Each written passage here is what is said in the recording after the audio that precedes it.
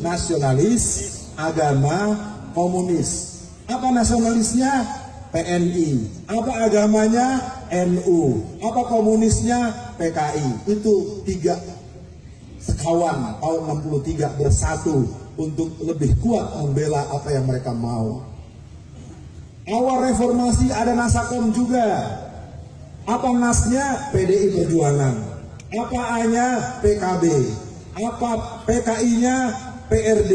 PRD adalah casing daripada partai PKI yang berlambangan roda gerigi, yang ADART-nya persis dengan hasil Kongres PKI tahun 1954. Jadi PKI ada 3 titik. PKI asli, PRD dengan casing suka bukan PKI tapi isi PKI, dan PKI balas dendam. Di sini ada Ibrahim Aidit, ada Ilham Aidit, ada Karmel Budiarjo, dan ada Sinta yang menginginkan tempat lubang buaya itu dihancurkan. Bisa diteruskan? Ini karena udah mulai nyebut nama nih, ya.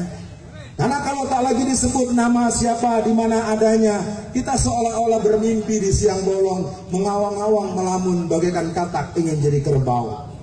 Hari ini kukatakan PKI bangkit, terserah mau diapakan, yang penting kita masih punya konstitusi. Persoalannya hari ini aparat-aparat kita cenderung pura-pura tidak mendengar. Aneh bin ajaib ketika ada orang menggunakan kaos berlambangkan tulisan stempel Rasulullah, kalimat syahadat, tidak jelas dasar konstitusinya, ditangkap dan ditembak di tempat dengan alasan teroris.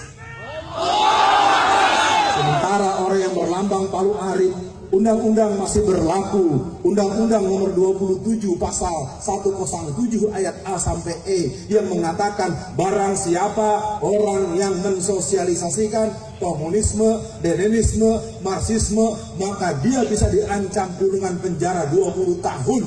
Hal yang ada konstitusinya, malah kata presiden, pihak tentara, pihak polisi jangan kebablasan. Jadi mari biarkan Palu Arit dipakai di mana-mana, karena tidak dilarang, nggak boleh diganggu.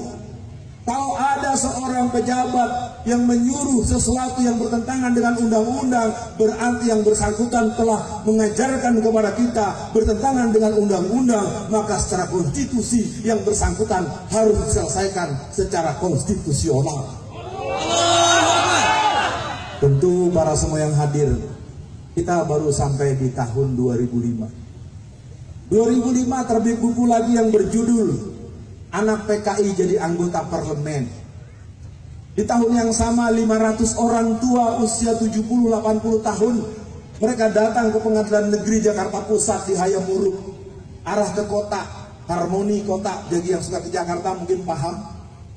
500 orang dari Pasuruan, dari Magetan, dari Kediri mendatangi Pengadilan Negeri Jakarta Pusat. Mereka adalah tokoh-tokoh PKI, kader-kader PKI yang menuntut hak kompensasi karena mereka ingin mendapatkan ganti rugi 950 juta rupiah sampai 2,5 miliar per orang dengan klaim anggota inti 3 juta orang dan simpatisan total 15 sampai 20 juta orang. Bayangkan penjahat yang pernah mengkudeta negara, penjahat yang pernah membunuh ulama, menyiksa, meracun 62 orang pemuda Ansor, menyembelih ulama-ulama di berbagai tempat, datang-datang minta hadiah, datang-datang kita minta maaf pada mereka, datang-datang mereka minta dibebaskan dan ganti rugi. Ini artinya mereka sudah bangkit, saudara-saudara sekalian.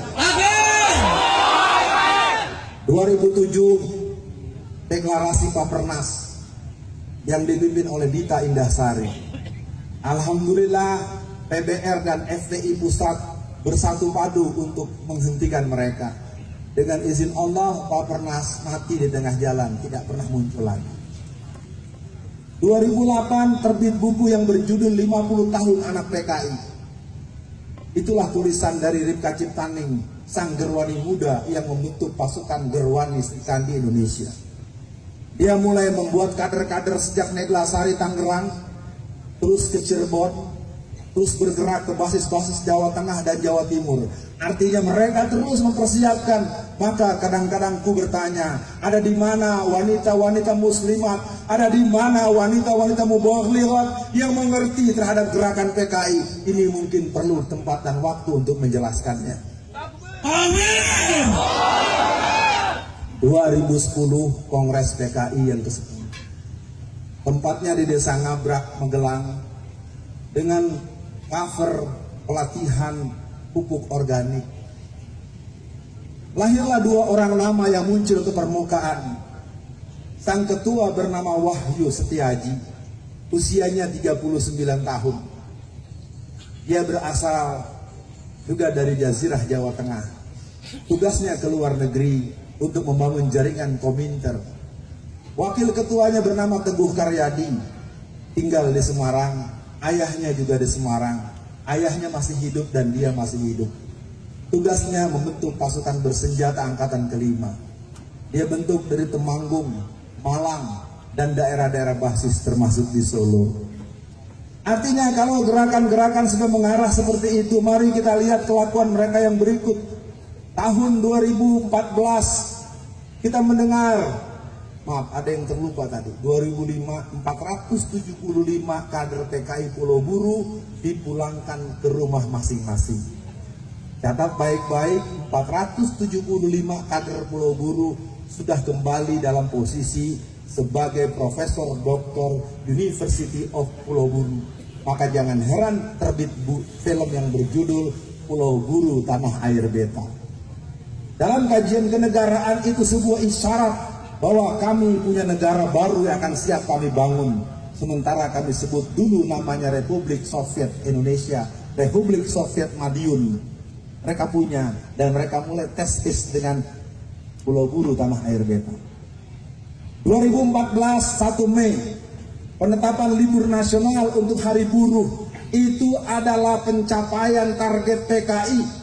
Karena 1 Mei buruh libur bukan program bangsa kita, bukan program negara kita, bukan tuntutan para karyawan-karyawan kita. Itu rekomendasi Komintern, Komunisme Internasional di Perancis tahun 1916. Libur 1 Mei sama dengan libur 1 Juni. Itu bukan libur kesepakatan nasional, itu libur sepihak. Aksi PKI menetapkan 1 Juni sebagai libur yang berhubungan dengan Pancasila. Amin. Jadi hari semakin jelas, warna semakin terang benderang. Semoga hati tetap tenang. Jihad dilakukan dengan iman dan ilmu. Jadi saya katakan buat para pendengar dan para hadirin pemirsa yang menyimak penyampaian ini, bahwa kebangkitan PKI sudah jelas-jelas. Kalau masih ada yang bilang itu bohong, mendramatisir, saya katakan siapa yang melemah-lemahkan kebangkitan PKI, siapa yang menyepele-nyepelekan kebangkitan PKI, berarti dia bagian dari kebangkitan PKI. Waktu harus saya batasi. 2015 kita mulai dengan peristiwa ulang tahun kemerdekaan Indonesia. Ulang tahun kemerdekaan Indonesia biasa kita dengar, nyanyi-nyanyian lagu kemerdekaan kita dengar. Tetapi apa yang terjadi di Pamekasan Madura, ratusan bendera Palu Arit berkibar seiring dengan foto DN Aidit, Nyoto, Bono, Darusman, dan tokoh-tokoh PKI berkibar dengan nyanyian-nyanyian semangat anak-anak dengan kibaran bendera Palu Arit. Hal yang sama terjadi di Jember, Jawa Timur. Hal yang sama terjadi di Payakumbuh, Sumatera Barat. Hal yang sama terjadi di Taman Mini Indonesia Indah. Di tahun yang sama, tanggal 23 Mei tahun 2015 di kantor PCNU Kendal dilakukan peringatan ulang tahun PKI yang ke-95. Maaf, saya menyebut tidak dalam posisi memojokkan. Saya menyebut fakta, silakan periksa nanti pengurus PC Kendal. Betulkah tanggal 23 Mei tahun 2015 diselenggarakan refleksi ulang tahun PKI yang ke-95. Jadi mereka sudah bergerak di mana-mana. Mereka katakan AMS yang generation PKI. Maka pada hari ini saya minta kepada yang saya hormati Ustadz Nur Hadi, ya diganti. Ya, ganyangnya ganyang PKI. Ya, kalau komunis terlalu umum. Ini PKI-nya bangkit, sudah di istana, sudah di Balai Kota. Balai Kota Jakarta. Ahok adalah cerminan kader komunis tulen. Dia penyandang gelar salib dan palu arit. Mau bukti? Hari ini selama 2 tahun ke depan, pajak bumi bangunan buat rumah yang harganya 1 miliar digratiskan oleh Ahok. Karena Ahok ingin jadi gubernur lagi dalam pemilu tanggal 15 Februari 2017. Sekarang gratis, tahun depan gratis, 2018 gratis. Nanti menjelang dia 2 tahun berakhir akan ditagih semua. Siapa yang tidak bayar, rumahnya akan diambil alih oleh Pemda DKI Jakarta. Ini gaya mau setuk. Tapi apa mau dikata, masyarakat kita sumbu pendek, cara berpikirnya tidak mampu diajak agak menengah sedikit. Banyak yang berdoa, ya Allah, alhamdulillah punya pemimpin seperti Ahok. Innalillahi. 2015 gerakan mereka semakin berani. Akhiri cerita ini di 2016. Inilah insiden mulai terjadi. Ketika mereka menyelenggarakan Belok Kiri Festival di Taman Mini Indonesia, di Taman Ismail Marzuki, mereka punya rencana tanggal 28 bulan Februari sampai tanggal 5 bulan Maret, dan dibubarkan oleh teman-teman anti komunis, teman-teman GPII, teman-teman PII, teman-teman Taruna Muslim, dan teman-teman GBN, serta pasukan-pasukan khususnya dari Bapak Kiflan Zen. Mereka kemudian berpindah ke kantor LBH Jakarta. Jadi kalau ada yang mau tanya di mana pusat kegiatan PKI hari ini, kegiatan PKI hari ini ada di kantor LBH Jakarta, Jalan Diponegoro. Silakan periksa di sana. Kegiatan PKI di Jakarta sentralnya di mana lagi? Yang kedua di Latuhar Hari, yaitu di kantor Komnas HAM.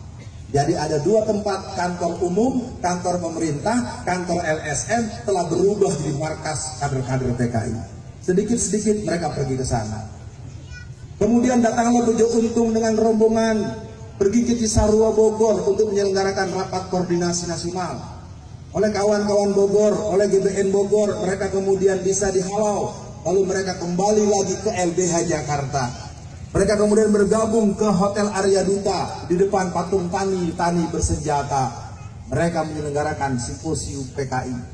Disitulah kita tercengang. Ada Agus Wijoyo sang tentara, tapi kok cenderung membela mereka.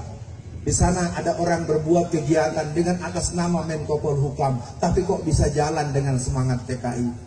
Mungkin nanti Pak Kiflan yang menambahkan. Lalu apa yang terjadi kemudian? Gerakan-gerakan mereka hari ini semakin senyum, dan memang mereka sekarang bersembunyi seperti kura-kura. Mereka sekarang sedang senyum minggir di tengah jalan sambil berkipas. Aduh, orang Islam lagi pada sibuk. Nanti kita teruskan lagi saudara-saudara. Kesimpulan PKI bangkit. Mari kita cermati, dan saya minta sekali lagi buat para yang hadir, jangan pernah berbuat apapun yang sifatnya fisik, karena itu yang mereka tunggu. Mereka menunggu agar ada yang kita lakukan fisik. Jangan pernah. Kumpulkan nama, kumpulkan alamat, kumpulkan foto, pastikan alamatnya, rumahnya, segala macam. Lakukan pencatatan. Akhir kerja mereka hari ini adalah mencatat kuburan. Mereka mengaku sudah punya 122 kuburan yang akan dipersoalkan ke dunia internasional. Maka artinya bapak-bapak dan ibu-ibu, saudara-saudara, tokoh masyarakat yang pernah tahu bagaimana ganasnya PKI, kita juga punya catatan tersendiri tentang gerakan mereka. Tak perlu menganggap ini persoalan utama. PKI memang bukan satu-satunya persoalan. Tapi jangan bilang PKI bukan persoalan. Akhirnya saya akan tanyakan, apakah kita akan diam dan membiarkan PKI hidup kembali? Ya. Apakah kita akan melawan dengan sepenuh hati? Ya. Allahu Akbar. Selebihnya kita akan dengarkan kaji lebih jauh. Dan sebagai penutup, saya ini punya pegang buku satu, judulnya Bahaya Komunisme, terbitan tahun 68. Ya,